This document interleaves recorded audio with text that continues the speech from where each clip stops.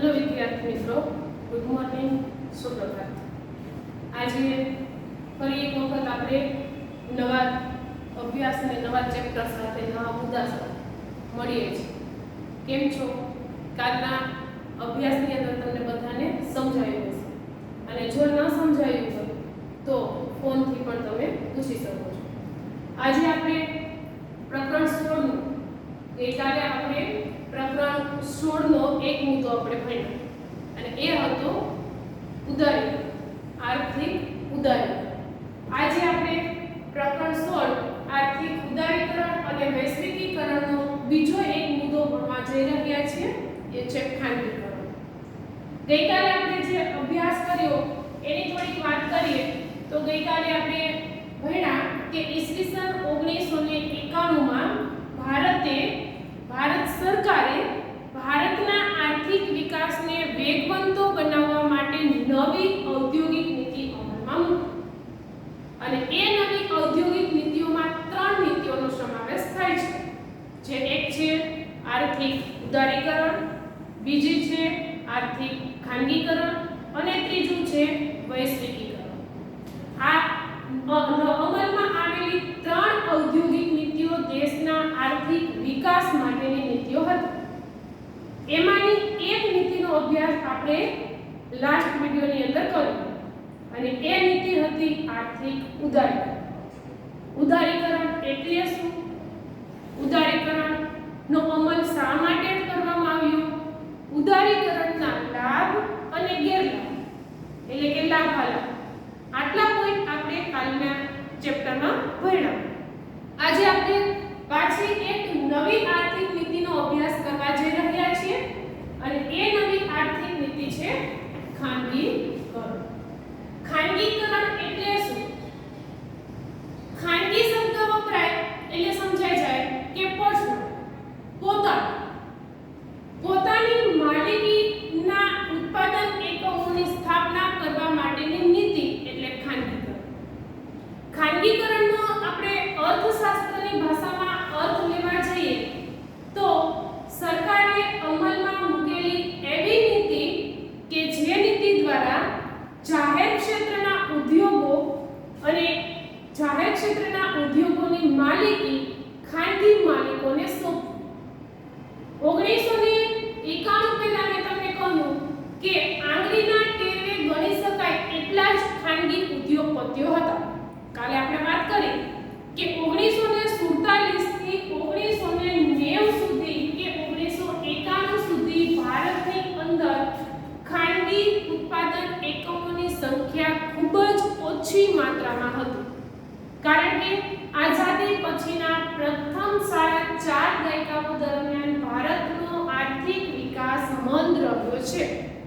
એનું કારણ એક હતું કે સરકારનું ખાનગી એકમો ઉપરનું નિયંત્રણ। કાલે આપણે ભણ્યા કે ઉદારીકરણ અમલમાં આવ્યું એટલે સરકારનું ખાનગી એકમો ઉપરનું જે નિયંત્રણ હતું એ દૂર થયું અને ખાનગી એકમો ઉપરનું નિયંત્રણ દૂર થયું, પરિણામ સ્વરૂપે ભારત સરકારે ખાનગીકરણ અમલમાં મૂક્યું। ખાનગીકરણનો આપણે વ્યવસ્થિત અર્થ કે વ્યાખ્યા લઈએ તો એની વ્યાખ્યા અર્થશાસ્ત્રની અંદર એવી રીતે આપી શકાય કે સરકારની માલિકીના એકમો, સરકારની માલિકી એટલે જાહેર ક્ષેત્ર, જાહેર ક્ષેત્રના એકમોની માલિકી અથવા સંચાલન ખાનગી માલિકોને સોંપવાની પ્રક્રિયા એટલે ખાનગીકરણ। ઉદારીકરણ એટલે શું? આપણે કાલે ભણ્યા કે ખાનગી એકમો ઉપરની નિયંત્રણ અને અંકુશને દૂર કરવાની નીતિ એટલે ઉદારીકરણ। બંને વચ્ચે ડિફરન્સ શું છે? ઉદારીકરણમાં સરકારનું ઉદાર વલણ બતાવવામાં આવ્યું છે કે જે ખાનગી માલિકોના એકમો ઉપર પોતાનું જે નિયંત્રણ છે તેને હટાવે છે, જ્યારે ખાનગીકરણ એટલે શું? તો કે સરકાર પોતાની માલિકીના, દાખલા તરીકે ભિલાઈ લોખંડ પોલાદ ઉદ્યોગ સરકારની માલિકીનો છે। આવા આઝાદી પછી 1991 પહેલા ઘણા બધા એવા ઉદ્યોગો હતા, જેમ કે કેટલીક કાપડની મિલો હતી, ખાંડની મિલો છે, લોખંડ પોલાદ ઉદ્યોગ છે કે ધાતુ ગાળવાના ઉદ્યોગો છે, રાસાયણિક ખાતરોના ઉદ્યોગો છે, આવા ઘણા બધા ઉદ્યોગો સરકારની માલિકીના ઉદ્યોગો હતા. હવે સરકારે ઉદ્યોગો અનેક, દરેક જગ્યાએ સરકાર સંચાલન કે એમનું યોગ્ય આયોજન કરી શકે નહીં. પરિણામ સ્વરૂપે સરકારની માલિકીના જે ઉદ્યોગો હતા ત્યાં મેનેજરોની નિમણૂક કરેલી હતી. મેનેજરો દ્વારા તેનું સંચાલન થતું હતું. પણ મેનેજરો સંચાલન કરે એમાં ઉદ્યોગ નફો કરે તો પણ ભલે, ખોટ કરે તો પણ ભલે, સરકાર પગાર આપી દે એટલે મેનેજર છૂટો થઈ જતો હતો. નફા ખોટ સાથે મેનેજરને કોઈ લેવા દેવા નહોતું. જેથી કરીને શું થતું તો કે ખાનગીકરણના અભાવને કારણે જાહેર ક્ષેત્રનું સંચાલન નબળું હતું. અને જાહેર ક્ષેત્રનું સંચાલન નબળું હોય એટલે યોગ્ય ઉત્પાદન ન લઈ શકાય, ઉત્પાદનની ગુણવત્તા ઓછી આવે, ઉત્પાદન નીચું આવે, જેથી કરીને સરકારની માલિકીના ઉદ્યોગો છે તે નફાને બદલે ખોટની દિશામાં જતા હતા. આવું ન થાય અને આર્થિક વિકાસ સાધી શકાય એટલે 1951માં સરકારે ખાનગીકરણ અમલમાં મૂક્યું. અને એ ખાનગીકરણ એટલે શું તો કે સરકારે એક તો નવા ઉદ્યોગો શરૂ કરવા માટેની છૂટછાટો આપી દીધી. કોઈ સાહસિક ઉદ્યોગપતિ હોય તે પોતાના ઉદ્યોગો શરૂ કરી શકે તેની છૂટછાટ આપી દીધી. આ ખાનગીકરણનો પહેલો પોઈન્ટ. ખાનગીકરણનો બીજો પોઈન્ટ શું તો કે સરકારની પોતાની માલિકીના ઉદ્યોગો તેમણે ખાનગી માલિકોને સોંપી દીધા. ઘણી બધી કાપડની મિલો ખાનગી માલિકને સોંપી દીધી. ઘણા બધા ઉદ્યોગો એવા પણ સરકારે રાખ્યા કે જેમની માલિકી પોતાની હોય પણ સંચાલન ખાનગી માલિકોને સોંપી દીધું. જેને આપણે મિશ્ર ઉદ્યોગો કહીએ છીએ કે એવા ઉદ્યોગો કહીએ છીએ કે જે સહકારી ધોરણે ચાલતા ઉદ્યોગો. તો આવા ખાનગીકરણની પ્રક્રિયા એટલે સરકારની પોતાની માલિકીના ઉદ્યોગો અથવા તો એમની પોતાની માલિકીના ઉદ્યોગોનું સંચાલન ખાનગી માલિકોને સોંપવાની પ્રક્રિયા એટલે ખાનગીકરણ. એના માટે તમારે આ બે મુદ્દા યાદ રાખવા. એક જાહેર એકમો ખાનગી માલિક માટે ખુલ્લા મૂકવા. બીજું જાહેર એકમોનું સંચાલન ખાનગી માલિકોને સોંપવું. આ બે પોઈન્ટ ખાનગીકરણ માટે તમે શું બે યાદ રાખશો તો કે એક તો જાહેર એકમો એટલે શું તમે 15મા પાઠમાં ભણ્યા સરકારની માલિકીના ઉદ્યોગો. સરકારની માલિકીના ઉદ્યોગો ખાનગી માલિકો માટે ખુલ્લા મૂકવા. હવે આ નીતિ અમલમાં આવી ખાનગીકરણની એટલે ઘણા બધા ભારતના એવા મોટા ઉદ્યોગપતિઓ હતા કે જેમને સરકારના ઉદ્યોગો ખરીદી લીધા. એટલે સરકારની પોતાની માલિકીના ઉદ્યોગો ઘટવા લાગ્યા, ખાનગી માલિકીના ઉદ્યોગો વધવા લાગ્યા. સરકારે પોતાની માલિકીના ઉદ્યોગો ખુલ્લા મૂક્યા એટલે ખાનગી માલિકોએ તેને ખરીદી લીધા. બીજું પગલું સરકારે શું કર્યું તો સરકારે કેટલાક ઉદ્યોગો એવા પણ રાખ્યા કે જેમની માલિકી પોતાની હતી પણ સંચાલન કોને સોંપી દીધું તો કે ખાનગી માલિકો. એટલે આ બે પ્રક્રિયા કે બે માર્ગો ઉપર ખાનગીકરણનો અમલ થયો. પહેલો માર્ગ તો કે સરકારની માલિકીના ઉદ્યોગો કે અનામત ઉદ્યોગો ખાનગી માલિકો માટે ખુલ્લા મૂકવા. બીજો માર્ગ તો કે સરકારની પોતાની માલિકીના ઉદ્યોગોનું સંચાલન ખાનગી માલિકોને સોંપવામાં. આ બે માર્ગો ઉપર ખાનગીકરણનો અમલ થયો એટલે ખાનગીકરણની વ્યાખ્યા કરી શકાય કે જાહેર એકમોની માલિકી અથવા સંચાલન ખાનગી માલિકોને સોંપવાની પ્રક્રિયા એટલે ખાનગીકરણ. ફરી એક વખત જાહેર એકમોની માલિકી અથવા સંચાલન ખાનગી માલિકોને સોંપવાની પ્રક્રિયા એટલે ખાનગીકરણ.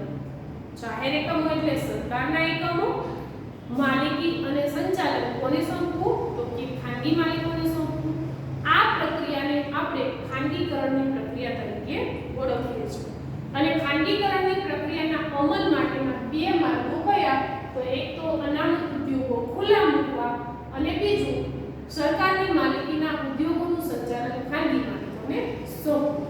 આ બંને માર્ગને ધ્યાનમાં રાખી ખાનગીકરણનો અમલ થયો ઈસવીસન 1991. ખાનગીકરણનો અમલ થવાથી સરકારને શું લાભ થયો, દેશને શું લાભ થયા, શું ફાયદાઓ થયા? લાભની વાત કરીએ તો સૌથી પહેલો લાભ તો ઉત્પાદન એકમોમાં વધારો થયો. અહીંયા તમે જોઈ શકો છો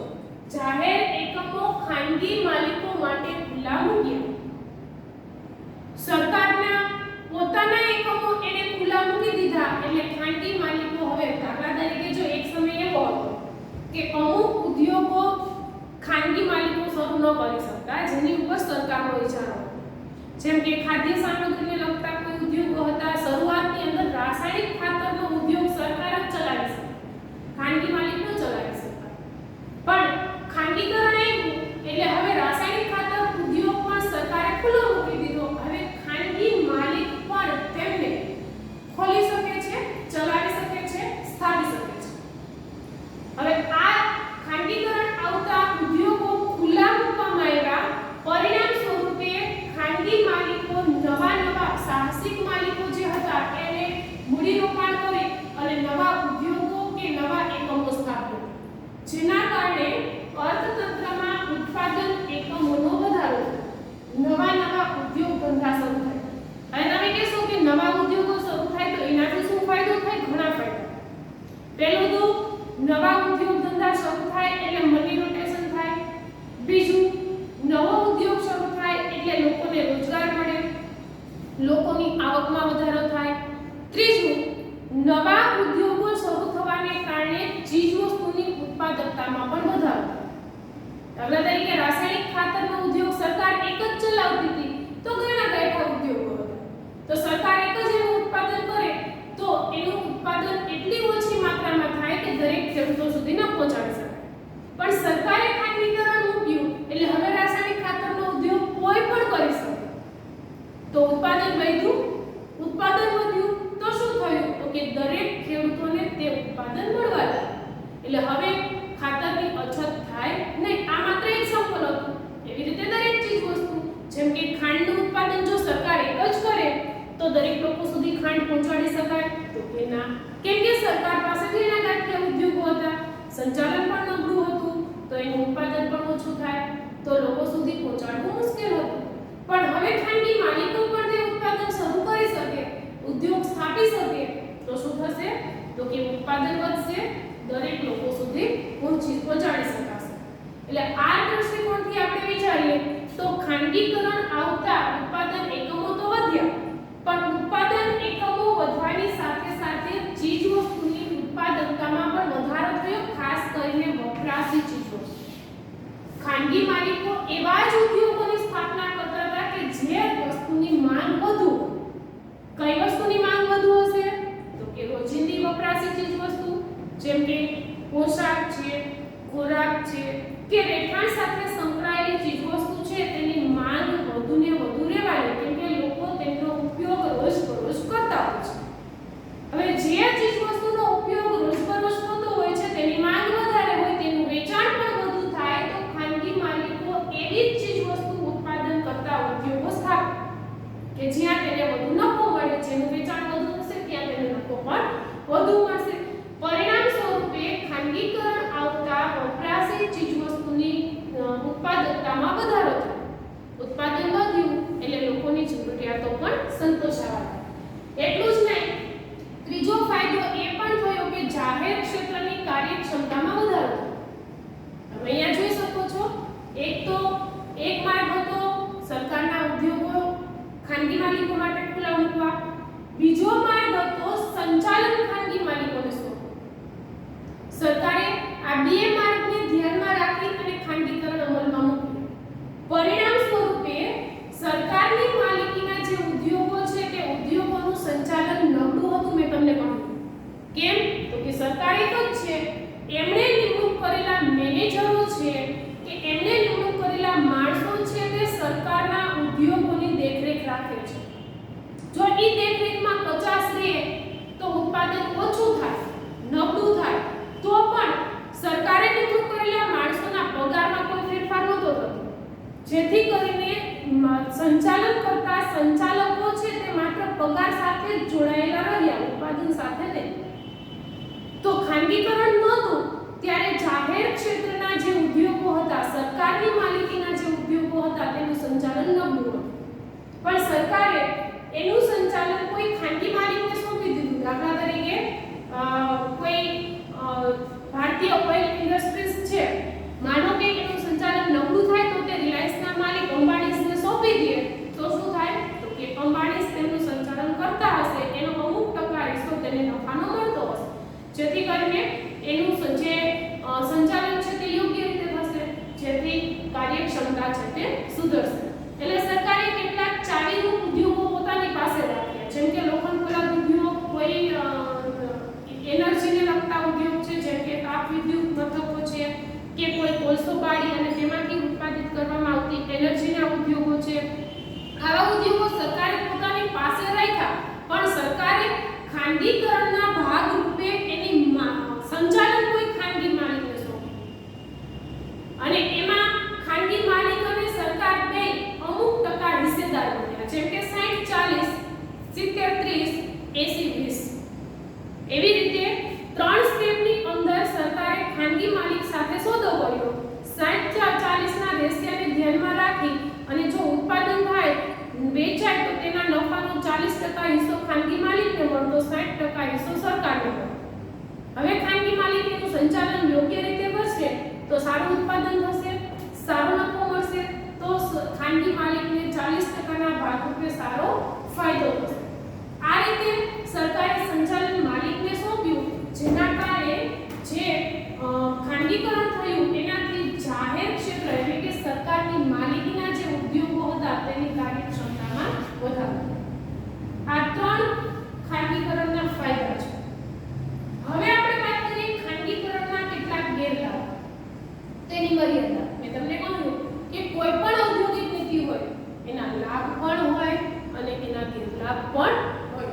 જો લાભને ધ્યાનમાં રાખીએ તો ખાનગીકરણની નીતિ સરકાર દ્વારા અમલમાં આવી તે દેશના આર્થિક વિકાસ માટે ખૂબ જ ફાયદાકારક છે, પણ એની કેટલીક મર્યાદાઓને ધ્યાનમાં રાખીએ તો એ મર્યાદાઓને કારણે આપણા અર્થતંત્રને ખાનગીકરણથી કેટલું નુકસાન પણ થયું છે. કેવી મર્યાદાઓ? તો કે પહેલી તો વાત એ કે ખાનગીકરણ અમલમાં આવ્યું એટલે આર્થિક સત્તાનું કેન્દ્રીકરણ થયું. મોટા ઉદ્યોગપતિઓને લાભ મળ્યો, નાના ઉદ્યોગપતિઓને લાભ મળ્યો નહીં, જેથી કરીને જેની પાસે મૂડી હતી તે મૂડીપતિ વર્ગ ઉદ્યોગો શરૂ કરી શકે. જે લોકો પાસે મૂડી નથી, સાહસ ભરપૂર છે ઉદ્યોગ ચલાવવાનું, પણ મૂડી ન હોય તો તે ઉદ્યોગ સ્થાપી ન શકે. એટલે મૂડીપતિ વર્ગે વધુને વધુ ઉદ્યોગોની સ્થાપના કરી તો અર્થતંત્રની અંદર, બજારની અંદર મૂડીપતિ વર્ગનું કેન્દ્રીકરણ, જેના કારણે અધિકાર જેવું કે ઇજારાશાહી જેવું વલણ છે તે અસ્તિત્વમાં આવ્યું, જે ખાનગીકરણનો ગેરલાભ ગણી શકાય. ખાનગીકરણનો બીજો ગેરલાભ લઈએ તો ગૃહ ઉદ્યોગોનો વિકાસ અટકી ગયો. ખાનગીકરણ અમલમાં આવતા સરકારે મોટા ઉદ્યોગપતિઓને પોતાની માલિકી એકમો છે તે સોંપી દીધા. કોઈ એક મિલ માલિક હોય, દાખલા તરીકે વિમલ કાપડ મિલ છે, તો ઈ માલિકને સરકાર પોતાની મિલ છે તે સંચાલન માટે સોંપી દીધી. ફાયદો કોને થવાનો છે? તો કે મિલ માલિકને થવાનો છે. પણ નાના એકમોને એનાથી ફાયદો નહોતો, નાના ગૃહ ઉદ્યોગોને ફાયદો નહોતો. સરકારે મોટા ઉદ્યોગો ઉપર ધ્યાન કેન્દ્રિત કર્યું એટલે નાના ઉદ્યોગો પડી પડ્યા. ગૃહ ઉદ્યોગો છે તેમનો વિકાસ અટકી ગયો, કેમ કે ગૃહ ઉદ્યોગોના વિકાસ માટે સરકારે કોઈ જ નીતિ યોજનાઓ ઘડી નહીં. તો ખાનગીકરણનો બીજો એક ગેરલાભ એ પણ થયો કે ગૃહ ઉદ્યોગોને પ્રોત્સાહન ન મળ્યું, તેનો વિકાસ અટકી ગયો. અને ત્રીજો ગેરલાભ ભાવ વધુ. ખાનગીકરણ અમલમાં આવ્યું એટલે ઉત્પાદન કરવા માટે હવે ખાનગી માલિકો સ્વતંત્ર હતા. પોતાની ઈચ્છા મુજબ જથ્થામાં ઉત્પાદન કરી શકતા, પોતાના ફાયદાને ધ્યાનમાં રાખી અને ઉત્પાદિત ચીજવસ્તુના ભાવ પણ નક્કી કરી શકતા હતા. હવે સરકારનું કોઈ જ નિયંત્રણ ખાનગી માલિકો ઉપર નહોતું. 1991 પહેલા સરકાર ભાવ નિશ્ચિત કરતી, એટલા જ ભાવથી ચીજવસ્તુ વેચી શકાતી. પણ 1991 પછી સરકારે ઉદારીકરણ મૂક્યું એટલે હવે ખાનગી એકમ ઉપરથી નિયંત્રણ હટી ગયું. પરિણામ સ્વરૂપે ચીજવસ્તુ, જરૂરિયાતી ચીજવસ્તુમાં ઉત્પાદનમાં વધારો તો થયો, પણ સાથે ભાવ વધારો પડ્યો. કેમ કે હું જે વસ્તુનું ઉત્પાદન કરું છું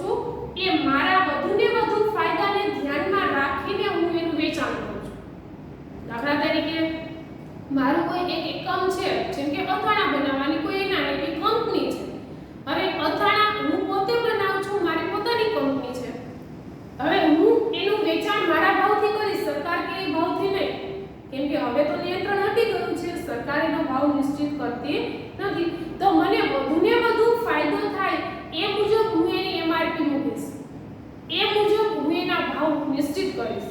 પરિણામ સ્વરૂપે બધા જ માલિકો આવું વિચારે કે વધુ ફાયદો મેળવવા મુજબ તે ઊંચા ભાવથી ચીજ વસ્તુ વેચશે તો શું થશે? તો કે એક પછી એક સ્ટેપ બાય સ્ટેપ જે વસ્તુ બીજી વસ્તુ સાથે સંકળાયેલી છે તેના ભાવમાં પણ વધારો થશે. પરિણામ સ્વરૂપે એક બજારની અંદર જે ભાવ વૃદ્ધિ થવી જોઈએ, જે સ્થિર દરે થવી જોઈએ, જો 2% દરે ભાવ વધારો થાય, દાખલા તરીકે આજે 100 રૂપિયાની વસ્તુ મળે છે એ એક વર્ષ પછી 102 રૂપિયાની મળે તો તેને સ્થિર ભાવ વધારો કહેવાય, જેનાથી દેશનો વિકાસ વધે. પણ આજે 100 રૂપિયાની મળતી વસ્તુ આવતા વર્ષે 125 રૂપિયામાં મળે તો તેને અસ્થિર ભાવ વધારો કહેવાય. અને અસ્થિર ભાવ વધારો દેશના વિકાસને રોકે છે, વધારતો નથી. ખાનગીકરણ આવ્યું એટલે સ્થિર દરે ભાવ વધારો ન થયો, પણ ઈચ્છા મુજબ ભાવ વૃદ્ધિ થઈ. માલિકો વધુ કમાવાની નીતિથી વધુને વધુ ભાવ મૂકતા ગયા અને એ ભાવ વધારાની સમસ્યા ઉદ્ભવતા ગરીબ વર્ગનું જીવન જીવવું કઠણ ગયું. ગરીબોને જરૂરિયાતી ચીજવસ્તુઓ પૂરતા પ્રમાણમાં મળી નહીં.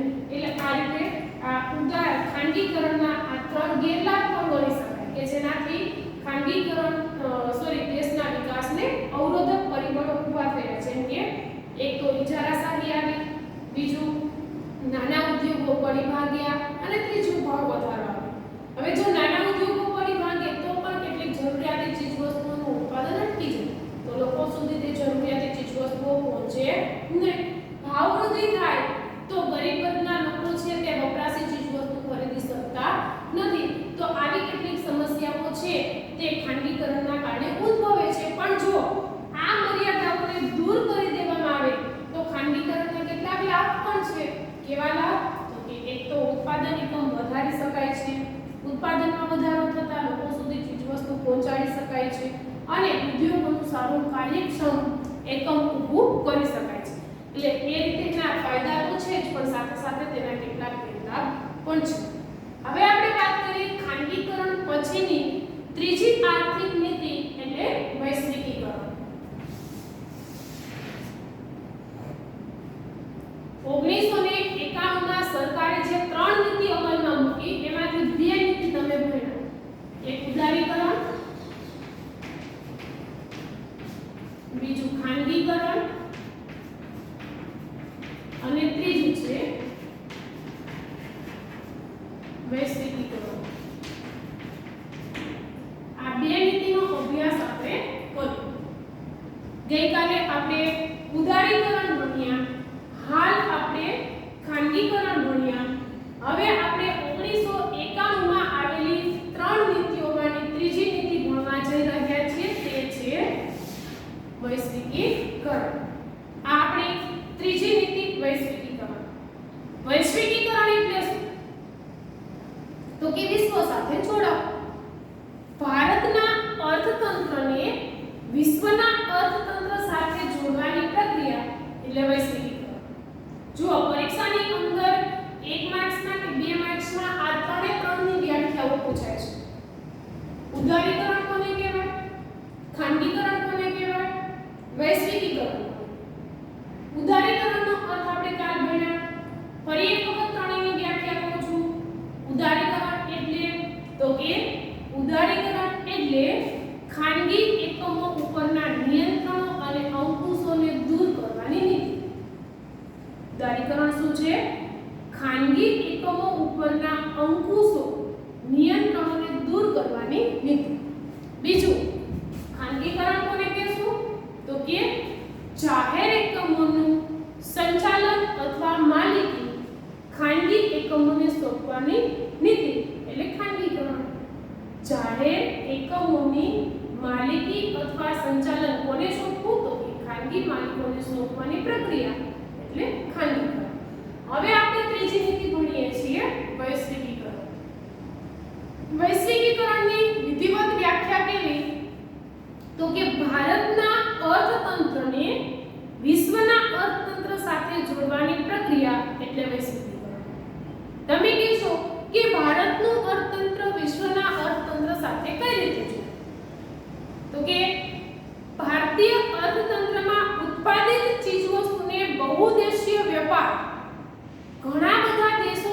વેપાર કરી અને ઉત્પાદિત ચીજવસ્તુની વધુને વધુ નિકાસ કરવી, જરૂરિયાતી ચીજવસ્તુની આયાત કરવાની નીતિ એટલે વૈશ્વિકીકરણ. 1991 પહેલા ભારતનો વિદેશ વેપાર ખૂબ જ ઓછો હતો, પણ 1991માં ભારત સરકારે વેપારીઓને વિદેશ વેપાર કરવાની ખૂબ જ મોટી છૂટછાટ આપી. પરિણામ સ્વરૂપે વૈશ્વિકીકરણ અમલમાં આવ્યું અને એ વૈશ્વિકીકરણની નીતિ દ્વારા ભારત સરકારે 3 મુદ્દાઓને ધ્યાનમાં રાખી અને તેનો અમલ કર્યો. વૈશ્વિકીકરણનો અમલ ભારત સરકારે કેટલા તો કે 4 મુદ્દાઓને ધ્યાનમાં રાખી અને તેનો અમલ કર્યો. કઈ રીતે ભારતે ભારતના અર્થતંત્રને વિશ્વના અર્થતંત્ર સાથે જોડવું? ભારતીય અર્થતંત્રને વિશ્વના અર્થતંત્ર સાથે જોડવું હોય તો કેટલીક બાબતોનો અમલ કરવો જોઈએ. તો એમાંની એક પહેલી છે વેપારના અવરોધો દૂર કરવો. કોઈ પણ વેપારી વિદેશ વેપાર કરી શકે. આજે આપણે જોઈએ તો મોટા ભાગના મોરબીની અંદર આપણે ફરવા નીકળીએ તો દરેક બજારની ગલીમાંથી એક એક્સપોર્ટ ઇમ્પોર્ટની ઓફિસ મળે, આયાત નિકાસ કાર્ય. હવે ઈ ઓફિસની અંદર બેસીને નાની એવી વસ્તુ એટલે કે ડુંગળીથી માંડીને મોટી મોટી કોઈ સ્પેર પાર્ટ્સ કે મશીનરીની ચીજવસ્તુની પણ આયાત નિકાસ થતી હોય છે. આ એક્સપોર્ટ ઇમ્પોર્ટ. જરૂરી નથી કે માત્ર ટાઇલ્સનું જ એક્સપોર્ટ થાય છે, કેટલીક ચીજવસ્તુનું ઇમ્પોર્ટ પણ થતું હોય છે. તો એ આયાત નિકાસના ધંધા કરતા ધંધાર્થીઓ કે વેપારીઓ આજે સ્વતંત્રતાએ કરી શકે છે. એના ઉપર સરકારનો કોઈ જ અંકુશ નથી. હા, એ કહી શકાય કે આયાત નિકાસ કરતી વખતે ચીજવસ્તુ ઉપર આયાતી છકાત કે નિકાસી છકાત લાગતી હોય છે. એ તો દરેક દેશમાં હોય છે. એટલે વૈશ્વિકીકરણ આવ્યું જેનાથી વિદેશ વેપારની માત્રા વધારવા માટે સરકારે શું કર્યું તો કે વેપારના અવરોધો દૂર કર્યા. જે એક્સ્ટ્રા ટેક્સ કે જકાત લાગતી હતી તેને સરકારે દૂર કરી દીધી અને વિદેશ વેપારને સ્વતંત્રતા આપી. બીજું તો કે મૂડીની હેરફેર સરળ બનાવી. એક સમયે વિદેશ વેપાર કરવો એટલે 1990 પહેલા તળિયાનું પાણી નેવે ચડાવવા બરાબર હતું. કેમ કે વિદેશ વેપાર એટલે 7 સમુદ્ર પાર કરી અને વેપારી સાથે વાતચીત કરવી, પૈસાની લેવડ દેવડ કરવી, રૂપિયાની લેવડ દેવડ કરવી એક મુશ્કેલ કામ લાગતું. પણ વૈશ્વિકીકરણ આવ્યું એટલે સરકારે મૂડીની હેરફેર સરળ બનાવી. કઈ રીતે? તો કે નેટ બેન્કિંગ દ્વારા આજે ઘરે બેઠા જ કમ્પ્યુટર ઉપર આપણે ઓર્ડર લઈ શકીએ છીએ, ઓર્ડર નાખી શકીએ છીએ. કેટલીક ચીજવસ્તુઓ વિદેશથી ભારત આવે છે તો શું કરીએ છીએ તો કે ઘરે બેઠા જ આપણે ઇન્ટરનેટ દ્વારા ઓર્ડર તેને આપી દઈએ છીએ. વસ્તુ આપણે ત્યાં પહોંચી જાય છે, વેપારીને ત્યાં પહોંચી જાય છે.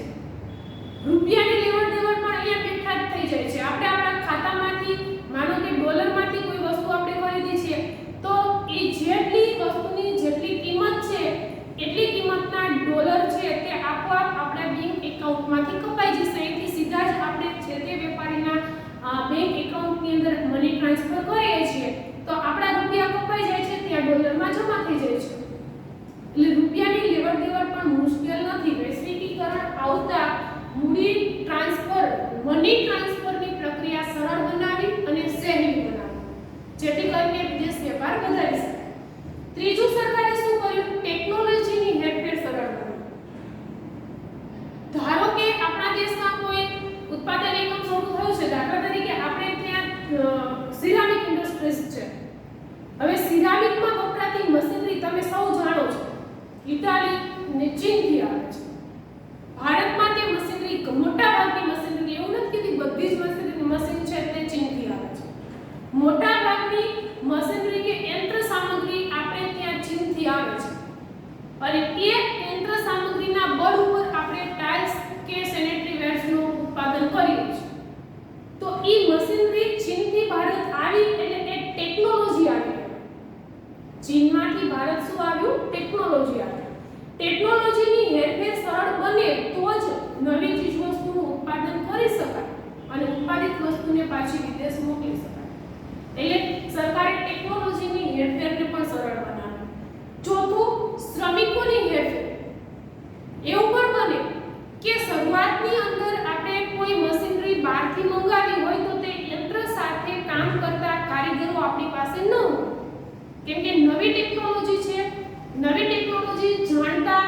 શ્રમિકો આપણી પાસે નથી તો તે ટેકનોલોજી સાથે કામ નહીં કરી શકે. તો એવા સંજોગોમાં શું, તો કે આપણા શ્રમિકોને એ ટેકનોલોજી સાથે કામ કરવા માટેનું માર્ગદર્શન આપવા માટે આપણે ત્યાંથી જે દેશમાંથી ટેકનોલોજી આવે છે તે દેશમાંથી શ્રમિકોને કે ટેકનિશિયનોને બોલાવી શકીએ છીએ. અને એ ટેકનિશિયનો છે તે આપણા શ્રમિકોને આ ટેકનોલોજી સાથે કઈ રીતે કામ કરવું તેનું માર્ગદર્શન આપી શકે છે.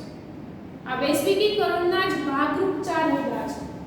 એક તો વેપારના અવરોધો દૂર કર્યા, બીજું મૂડીની હેરફેર એટલે કે મની ટ્રાન્સફર સરળ બનાવ્યું, ત્રીજું તો કે ટેકનોલોજીની હેરફેર સરળ બનાવી એટલે કે યંત્ર સામગ્રીની આપ-લે સરળ બનાવી, અને ચોથું નવી ટેકનોલોજી સાથે કામ કરતા શ્રમિકોની હેરફેર પણ સરળ બનાવી. આ 4 મુદ્દાને ધ્યાનમાં રાખી અને આપણા દેશની અંદર ઈસવીસન 1991 માં વૈશ્વિકીકરણ આવ્યું. હવે એ વૈશ્વિકીકરણથી ભારતને ફાયદો શું થયો, એના લાભ શું છે? લાભ અને ગેરલાભ બંને વસ્તુ છે. તો પહેલો ફાયદો તો એ કે વિદેશી મૂડી રોકાણને પ્રોત્સાહન.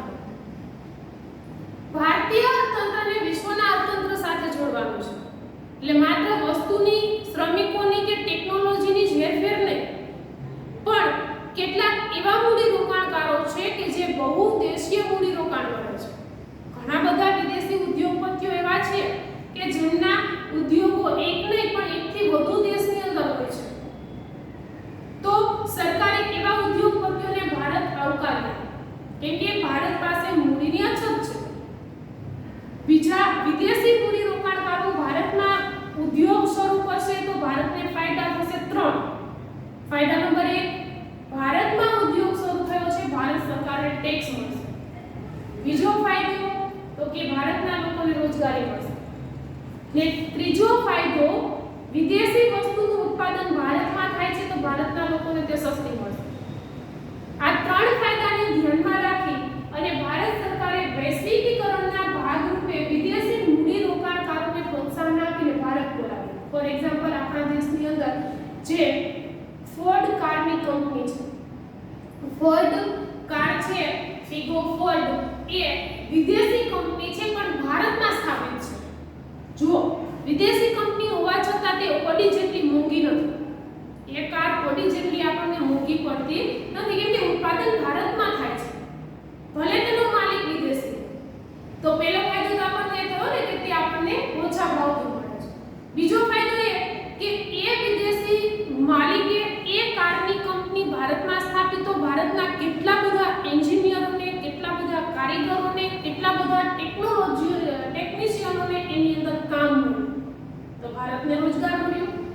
અને ત્રીજું, હવે એ માલિક વિદેશી છે પણ કંપની ભારતમાં છે. ભારતમાંથી એ કાર એક્સપોર્ટ થશે કોઈ પણ દેશની અંદર તો તેમની જકાત અને તેમનો ટેક્સ ભારત સરકારને મળશે તો દેશની આવક પણ વધશે. એટલે આ રીતે જોઈએ તો ભારત સરકારે વૈશ્વિકીકરણના ભાગરૂપે વિદેશી મૂડી રોકાણકારોને પ્રોત્સાહન આપી અને ભારતની અંદર હિન્દુસ્તાન લીવર કંપનીની સ્થાપના કરી. જે પેકિંગ ઉપર હિન્દુસ્તાન લીવર કંપની લખ્યું હોય ને એ કંપનીઓ વિદેશી માલિકની હોય છે પણ ભારતમાં હોય છે. એટલે આવી હિન્દુસ્તાન લીવર કંપનીઓ શરૂ થઈ જેના કારણે વિદેશી મૂડી રોકાણને પ્રોત્સાહન મળતા ભારતની અંદર રોજગારની તકો ઊભી થઈ રાષ્ટ્રીય આવકમાં વધારો થયો. આ ફાયદો પહેલો. બીજો ફાયદો શું થયો તો કે વિદેશી વસ્તુઓ સરળતાથી પ્રાપ્ત થઈ. કેટલીક એવી ચીજ વસ્તુઓ હતી કે જે ભારતમાં ઉત્પાદિત નથી થતી તો એનું ઉત્પાદન માત્ર અન્ય દેશોમાં જ થતું હતું તો તેને ભારત લાવવી હોય તો વિદેશ વેપાર તો કરવો જોઈએ ને. સરકારે વિદેશી વેપારને સરળ બનાવ્યો જેના કારણે એવી ચીજ વસ્તુ કે જેનું ઉત્પાદન ભારતમાં નથી થતું એ ચીજ વસ્તુની આયાત થવા લાગી જેના ભાગરૂપે સરળતાથી હવે તે ભારતમાં મળવા લાગી. ત્રીજો ફાયદો શું થયો તો કે આંતરરાષ્ટ્રીય વેપારની ક્ષમતામાં વધારો. આજે વિદેશ વેપારની લાઈન હોય, હરોળ હોય તો એ હરોળમાં ભારત ઊભો રહી શકે તેવી ક્ષમતા કેળવી શક્યો છે. જ્યારે વૈશ્વિકીકરણનો ભારતમાં અભાવ હતો ત્યારે ભારત વિશ્વ વેપારમાં પાછળ હતો પણ આજે ભારત અનેક દેશો સાથે વેપાર કરે છે. એટલે હવે ભારત વિશ્વ વેપારની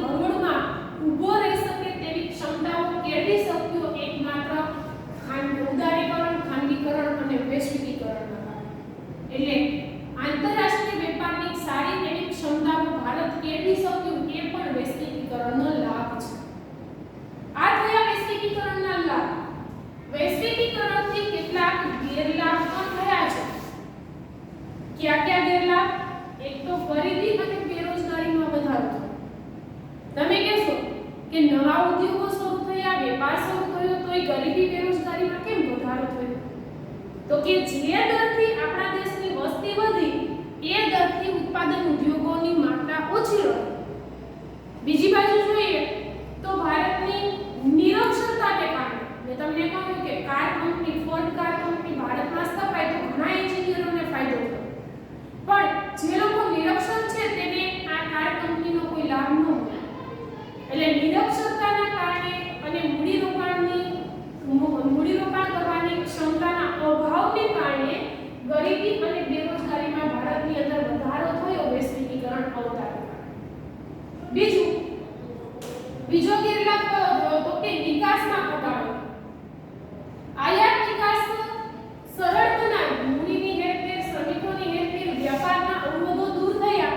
એટલા માટે મેં તમને ગયા વિડિયોમાં કીધું કે વિદેશી વસ્તુનો ઢગલો પડ્યો હોય એ જ ઉત્પાદન ભારતનું હોય તો આપણે પહેલો હાથ વિદેશ ઉત્પાદનમાં નાખીએ.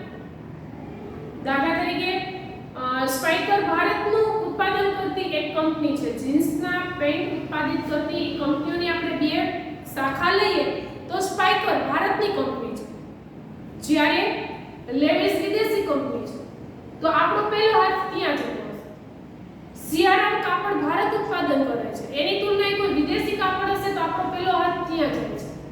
એટલે આ વસ્તુ એ સૂચવે છે કે આપણું ઉત્પાદન અનામત પડ્યું રહે છે ને વિદેશી ઉત્પાદન વધુ વેચાય છે. પરિણામ સ્વરૂપે આયાત વધે છે.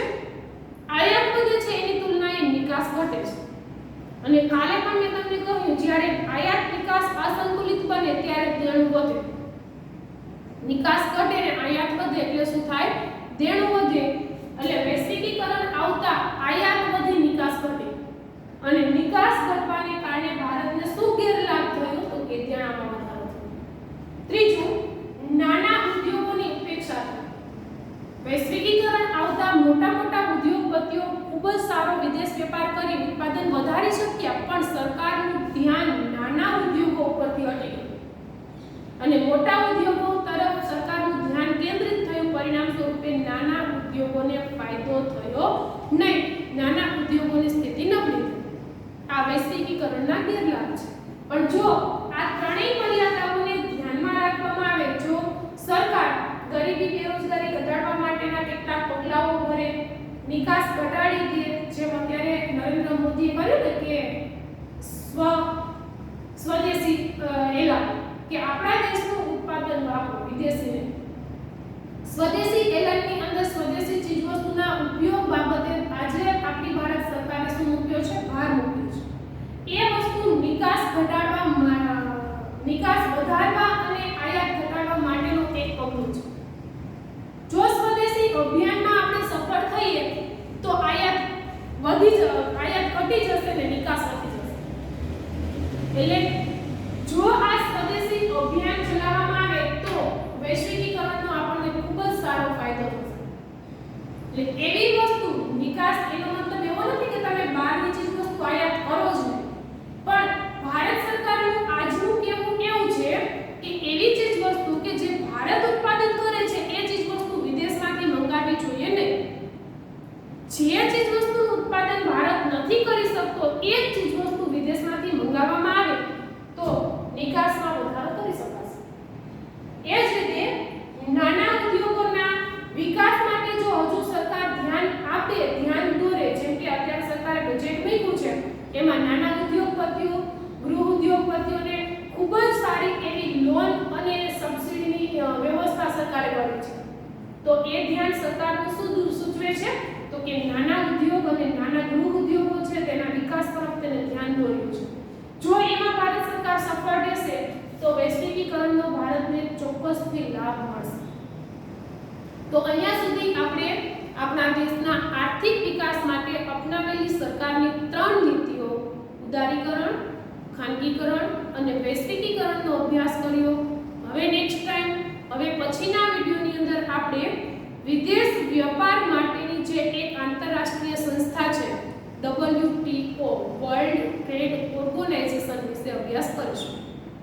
અહીંયા સુધી આપણે રાખીશું.